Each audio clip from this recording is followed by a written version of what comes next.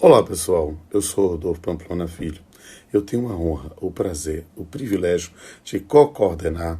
o projeto Trabalho e Debate. E você já sabe,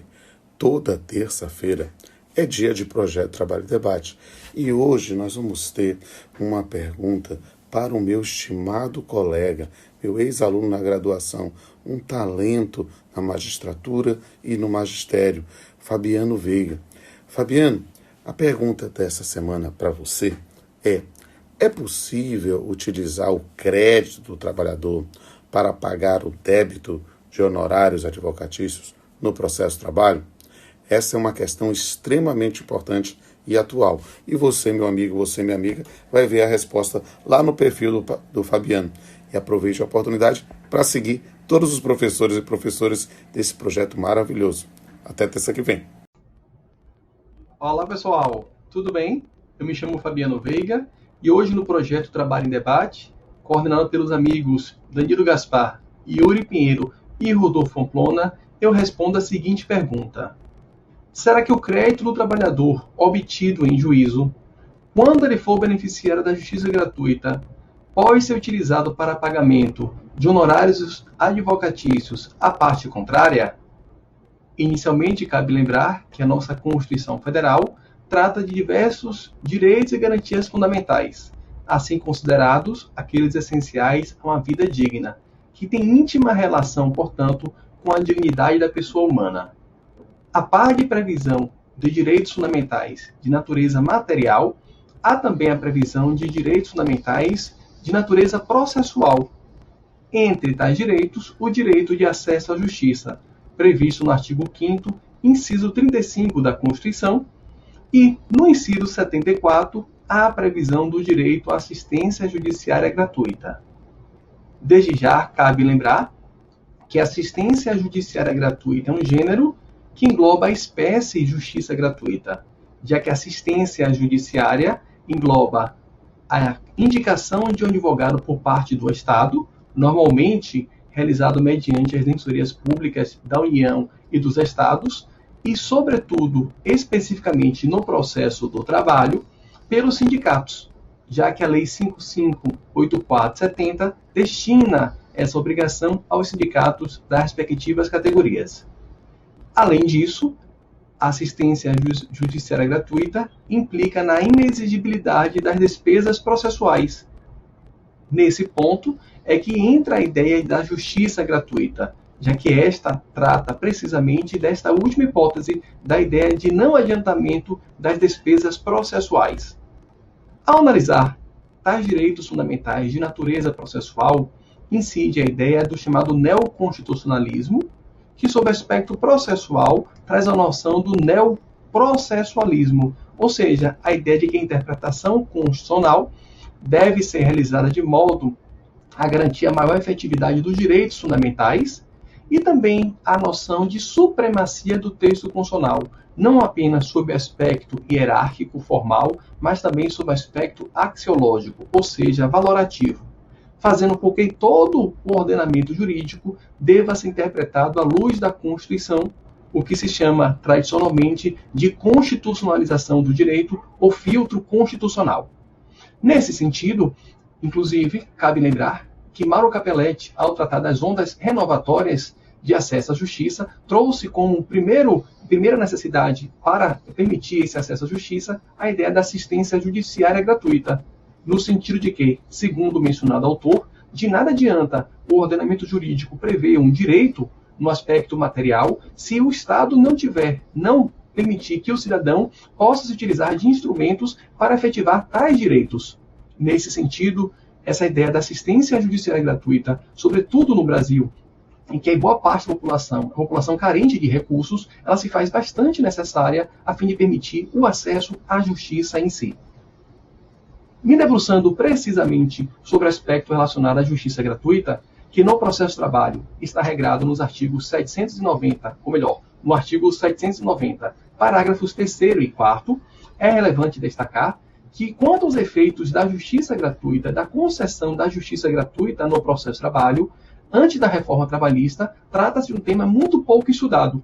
Isso porque, via de regra, O único efeito prático que havia em relação à concessão da justiça gratuita era referente a despesas processuais das custas processuais, já que os honorários advocatícios, de modo geral, no período pretérito à reforma trabalhista, eles não eram devidos em razão da mera sucumbência, conforme artigos 14 a 16 da Lei 5584/70, súmulas 219 e 329 do TST, e Instrução Normativa 27 de 2005 do mesmo tribunal, os honorários, em regra, só eram devidos quando houvesse assistência sindical e o indivíduo fosse beneficiário da justiça gratuita. Logo, a análise referente aos efeitos da concessão da gratuidade eram limitados à possibilidade de executar ou não custas processuais em face do beneficiário da justiça gratuita sucumbente nos pedidos realizados no processo judicial. Entretanto, é relevante destacar que a doutrina processual trabalhista, ou melhor, processual civil, muito antes do CPC de 2015, ainda à luz da Lei 1060 de 50, cuja aplicabilidade dessa norma ao processo de trabalho está previsto no seu artigo 2º, no seu dispositivo número 12, no artigo 12, já previa o seguinte, a Lei 1060 de 50, que uma vez concedida a justiça gratuita, as despesas decorrentes da sucumbência em relação a tal beneficiário, elas ficarão sob a condição suspensiva, e apenas se houvesse alteração da situação econômica financeira do beneficiário é que poderia ser executada tais obrigações. Se no prazo de 5 anos não houvesse essa alteração da situação econômica do indivíduo, a obrigação ficaria prescrita. O CPC de 2015, no particular, não alterou substancialmente essa temática, e o artigo 98 do CPC é claro ao dizer, no seu parágrafo 2º, que a concessão da gratuidade da justiça não afasta a responsabilidade do beneficiário pelo pagamento das despesas processuais decorrentes da sua sucumbência, enquanto o parágrafo 3º desse mesmo dispositivo, do artigo 98, traz regra no sentido de que, se o beneficiário da justiça gratuita for sucumbente no processo, as obrigações decorrentes da sucumbência ficarão sob condição suspensiva pelo prazo de 5 anos. Se nesse intervalo houver alteração da situação econômica, a obrigação vai ser executada. Caso contrário, a obrigação é extinta após o prazo de 5 anos.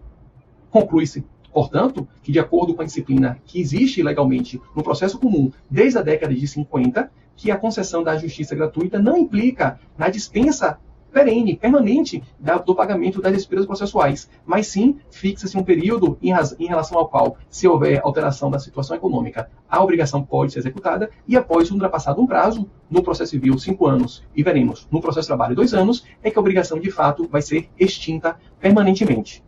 É necessário analisar essa questão dos efeitos efetivos da concessão da justiça gratuita no processo do trabalho atualmente por conta da inclusão do artigo 791-A na CLT, pela reforma trabalhista, pela Lei 13.467 de 2017. Segundo essa disposição incluída na CLT, os honorários advocatícios passaram a ser devidos em razão da mera sucumbência. E há um dispositivo que traz muita polêmica, que se refere ao parágrafo 4º desse dispositivo, que diz o seguinte, que se o beneficiário da justiça gratuita não obtiver em juízo créditos capazes de suportar a despesa, as obrigações decorrentes da sucumbência ficarão sob condição suspensiva e serão extintas após o prazo de 2 anos. A distinção que há entre a redação do artigo 98, parágrafos 2º e 3º do CPC 2015, em relação à disposição do parágrafo 4º do artigo 791-A da CLT, é que há a expressão no texto seletista da questão relativa a créditos capazes de suportar a despesa. Há, portanto, divergência de qual o efetivo alcance dessa expressão. Para alguns, seria possível realizar uma espécie de compensação matemática, de modo que, se o trabalhador obtiver algum crédito e ele for sucumbente parcialmente no processo, esse valor será destinado integralmente para satisfazer os créditos dos honorários do advogado, da parte contrária, e apenas no que sobejar, se sobejar, ele receberá nessa demanda. Por outro lado, há quem compreenda que esse dispositivo ele é inconstitucional porque viola o direito de acesso à justiça, uma vez que a Constituição garante o direito de acesso ao Poder Judiciário e também a assistência judiciária gratuita. Nesse sentido, inclusive, já há pronunciamento de inconstitucionalidade por diversos TRTs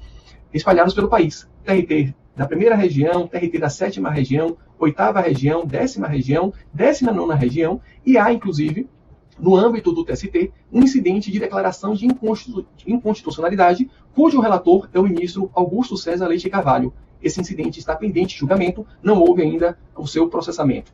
Por outro lado, nós temos no âmbito do TST decisões de turmas contraditórias a respeito. Decisão da 4ª turma permitindo abatimento direto, essa compensação financeira automática em relação ao crédito do trabalhador, decisão da quarta turma, e a decisão da terceira turma do TST, entendendo no sentido de que seria necessário que o trabalhador primeiro tivesse a justiça gratuita revogada, ou seja, se o crédito capaz de suportar a despesa for um crédito vultuoso a permitir a superação do estado de insuficiência econômica, para aí sim, em um segundo momento, haver a execução de tais despesas. Há também, por outro lado, uma ação declaratória de inconstitucionalidade proposta pela PGR, trata-se da ADI 5766, que ainda está pendente de julgamento, mas já houve pronunciamento de voto de dois ministros, o Luiz Roberto Barroso e do ministro Edson Fachin. O ministro Edson Fachin votou pela total procedência dos pedidos a fim de declarar a inconstitucionalidade do parágrafo 4º do artigo 791A da CLT, no ponto em que permitiria essa compensação meramente matemática financeira, o abatimento do crédito direto do trabalhador em relação aos valores que ele deve ao advogado da parte ré. Já o ministro Luiz Roberto Barroso, ele trouxe uma outra interpretação, impedindo que esse abatimento fosse feito de forma direta, quando o crédito trabalhador for de natureza alimentar e for um montante de até o teto do regime geral da Previdência Social, ou seja, valores de 2021 em torno de R$ 6.400 para parcelas de caráter alimentar, o que sobejasse o limite dos benefícios do regime geral da Previdência Social poderia ser objeto de incidência de 30% do crédito do autor. Por outro lado, segundo o ministro Luiz Roberto Barroso, se o crédito não fosse de natureza alimentar, fosse ilustrativamente uma indenização por danos morais em razão de um assédio moral ou de um assédio sexual, esse valor, essa verba obtida na demanda, poderia ser destinada integralmente ao pagamento de honorários advocatícios. Eu defendo, na linha da decisão prolatada pela terceira turma, e defendi essa temática não só em artigos publicados na internet, mas também no meu livro feito em coautoria com o meu amigo Danilo Gaspar, que é necessariamente, para se promover a execução de créditos de honorários advocatícios em face do beneficiário da justiça gratuita, é necessário que anteriormente haja uma decisão revogando a gratuidade da justiça, para em um segundo momento proceder a tal execução. Nesse caso, seriam aplicáveis aqui os dispositivos do CPC 2015, mais precisamente os artigos 100 e 102 da norma processual civil, no sentido de que não existe justiça gratuita paga. Seria necessário, inicialmente, verificar se houve a superação do estado de insuficiência econômica do autor, o que pode estar ligado ou não ao processo, para, em um segundo momento, verificar se é possível ou não proceder a tal execução. Desse modo, não seria possível, no meu entendimento, proceder ao abatimento, à compensação direta e matemática realizada no crédito do trabalhador reclamante, uma vez que, se interpretar de forma literal esse dispositivo, no meu entendimento, ele confronta com o direito fundamental de acesso à justiça e também com a Constituição, no ponto que prevê a assistência judiciária gratuita. Nesse sentido, defendo a interpretação do parágrafo 4º do artigo 791A da CLT, conforme a Constituição, a fim de salvar o texto constitucional e fazer com que essa interpretação seja compatível com o texto maior. Conforme Canotilho, sempre que o sentido da norma infraconstitucional não for unívoco, que for possível compreender a partir do texto legal diversas interpretações, deve-se adotar a interpretação compatível com o texto constitucional. E, na minha visão, de forma a fazer com que haja compatibilização desse dispositivo, o correto é entender que é necessário que haja a prova da superação do estado de insuficiência econômica para que, em um segundo momento, esse trabalhador possa ter seu crédito executado. Essa superação econômica pode decorrer não só do processo, de um ganho de um valor vultuoso no processo, mas também, ilustrativamente, caso receba uma herança ou, de fato, supere essa situação econômica por algum outro motivo. No livro, a gente traz ainda como um crédito, ou melhor, como um critério complementar subsidiário, caso se entenda necessário haver um parâmetro objetivo para a verificação da superação do estado de insuficiência econômica, o seguinte: aplicando o artigo 833, inciso 4, parágrafo 2º do CPC 2015. Se o crédito trabalhador for superior a 50 salários mínimos, entende-se que sobejar esse valor pode ser objeto de abatimento de penhora para efeito de pagamento de créditos de honorários advocatícios do advogado da parte contrária. já que o crédito de honorários advocatícios também é um crédito de natureza alimentar, conforme reconhecido no artigo 85, parágrafo 14 do CPC e na súmula vinculante número 47 do Supremo Tribunal Federal. Logo, nesse caso, incidiria a exceção constante do CPC, que em face de crédito de idêntica natureza, crédito alimentício, crédito alimentar, é possível a execução de salário. Já se o crédito trabalhador for inferior a 50 salários mínimos, só seria possível haver a incidência de honorários advocatícios no percentual de 30%, de modo a aplicar aqui a mesma lógica da lei que trata dos empréstimos consignados, a Lei 10.820 de 2003. Eram essas considerações acerca dessa temática tão importante para o direito do processo do trabalho que eu gostaria de fazer. Um grande abraço e até a próxima.